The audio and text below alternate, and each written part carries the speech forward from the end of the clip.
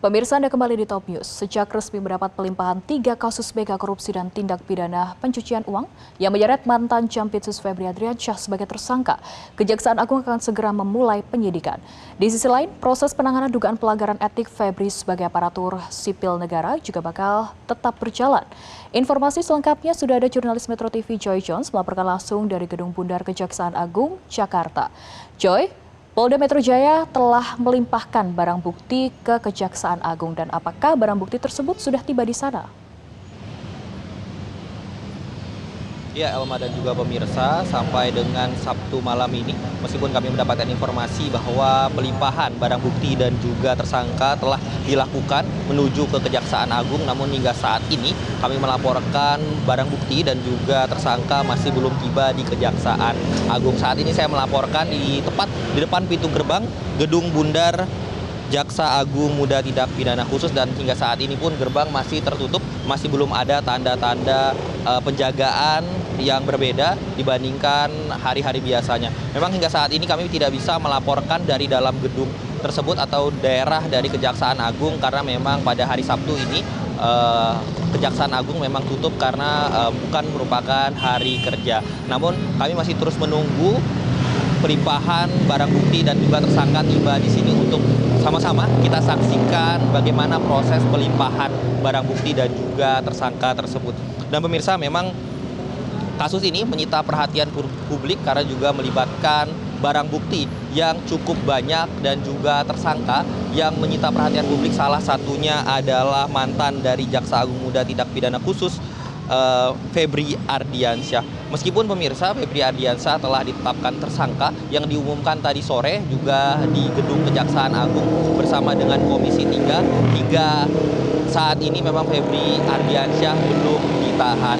Dan keterangan yang kami dapatkan dari PLT Jaksa Agung Muda Tindak Pidana Khusus yang menggantikan Febri Ardiansyah, yaitu adalah Rudi Margono, menyatakan bahwa dirinya dan juga tim kejaksaan masih mempelajari berkas yang diserahkan oleh pihak kepolisian untuk nantinya dipelajari apakah perlu adanya penahanan atau tidak, karena memang status sebagai tersangka tidak diwajibkan atau bisa ditahan maupun bisa tidak ditahan. Dan saat ini Febri Ardiansyah ditetapkan sebagai tersangka dan tidak ditahan. Nah, untuk penahanannya, Margono menyatakan bahwa masih menunggu pembelajaran dari berkas yang baru diserahkan tadi sore oleh pihak kepolisian kepada pihak kejaksaan. Dan pemirsa, Febri Ardiansyah memang menjadi perhatian publik karena melibatkan namanya terseret dalam kasus ini yang barang buktinya cukup fantastis pemirsa, di angka totalnya di angka lebih dari 500 miliar rupiah dengan 74 kilogram emas yang diamankan pihak kepolisian dari 13 titik yang mereka geledah. Salah satunya pemirsa yang cukup menyita perhatian publik beberapa waktu yang lalu adalah restoran yang berada di Cepete, Jakarta Selatan, dan juga rumah kediaman yang akhirnya diakui oleh Febri Ardiansyah sebagai miliknya, yaitu di kawasan Sentul, Jawa Barat. Namun Febri Ardiansyah menyatakan kepada publik dan dirinya terlihat terakhir kepada publik yaitu adalah di depan Gedung Bundar Kejaksaan Agung sendiri, memberikan konferensi pers yaitu Jumat pagi. Ia menyatakan bahwa dirinya pada saat itu masih berstatus sebagai Jaksa Agung dan juga masih menjalankan tugas sebelum dia mengundurkan diri. Dan di kesempatan itu juga ia menjawab pertanyaan publik. Yang paling publik tanyakan adalah barang bukti tersebut milik siapa, karena dikaitkan dengan miliknya. Dia menyatakan bahwa restoran Cipete bukan milik dia, dan juga barang bukti yang berada di rumahnya tidak dia tegaskan itu milik siapa, namun ia menyatakan bahwa ada pemiliknya. Namun hal tersebut haruslah dijelaskan bukan pada forum konferensi pers tersebut, melainkan dalam forum yang lain. Sehingga pada saat ini kami pun masih bertanya-tanya dan kita terus masih menunggu di mana keberadaan Febri Ardiansyah dan apakah pada malam hari ini akan ditahan ataukah memang tidak ditahan sebagai tersangka nantinya kasus ini bergulir. Elma. Ya, Joy, proses hukum tetap berjalan. Lalu bagaimana dengan penanganan dugaan pelanggaran etik yang melibatkan Febri Ardiansyah? Ya pemirsa, jika kita melihat bahwa status Ferdy Ardiansyah saat ini sebagai tersangka, pastinya pelanggaran etik juga harus ia jalani, dan hal tersebut juga sudah dikonfirmasi oleh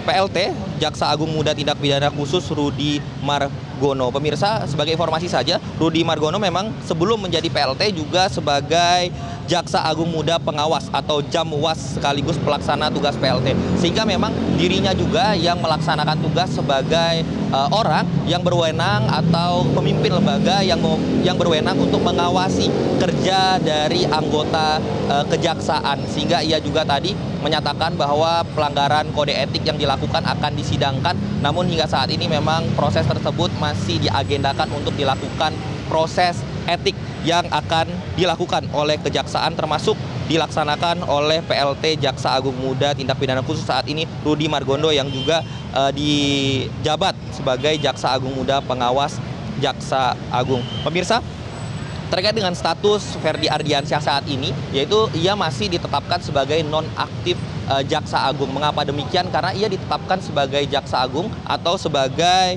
Jaksa Agung Muda Tindak Pidana Khusus itu menggunakan keputusan presiden, sehingga saat ini ia telah mengundurkan diri dan juga statusnya sudah nonaktif dan juga sudah digantikan jabatan yang dia emban, namun statusnya masih nonaktif karena keputusan ia menjabat sebagai ketua dari Jaksa Agung Muda Kejaksaan Agung menggunakan peraturan keputusan presiden, sehingga pemberhentiannya juga harus menunggu surat dari presiden untuk menyatakan pemberhentian oleh dirinya. Dan pemirsa, terkait dengan status atau proses hukum selanjutnya dari pihak Kejaksaan Agung, tentunya sudah dikatakan tadi sebelumnya saya menyampaikan bahwa pihak Kejaksaan Agung masih mempelajari berkas ini untuk nantinya dilengkapi dan dilanjutkan dengan P21 dilimpahkan ke persidangan. Namun berbeda halnya sebaliknya juga dengan tersangka yang lainnya, yaitu juga ia memiliki hukum, maksud saya jalur hukum yang lain seperti pra-peradilan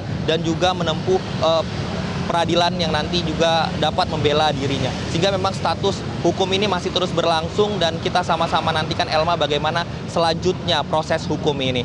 Kembali ke studio, Elma. Terima kasih atas laporan Anda, jurnalis Metro TV Joy Jones. Selamat kembali bertugas. Jelajahi cara baru mendapatkan informasi. Download Metro TV Extend sekarang.